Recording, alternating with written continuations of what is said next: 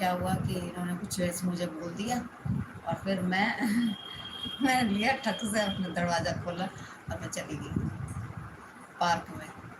तो मैं यहाँ बेंच पे बैठ जाती थी, फिर वो उठ के अपना फ़ोन उठाया और पार्क में बैठ गई जाके।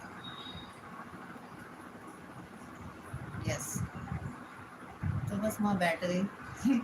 इनको लगा मैं घर छोड़ के चली गई, ये डर गए। तो ये इन्होंने फिर रास्ते में जा रहे थे ना, तो ये सोसाइटी से बाहर निकले, तो बाहर साइड देख रहे थे राइट लेफ्ट, तो एक हमारी सोसाइटी का एक बच्चा दिखाई दिया। उससे पूछा, बेटा आंटी को देखा है इधर? नहीं तो आंटी को तो नहीं देखा मैंने। फिर एक और कोई बच्चा टकराया। सोचा, हाँ बेटा आंटी को देखा क्या? कहीं आंटी? हाँ आंटी को मैंने देखा, पार्क में बैठी है।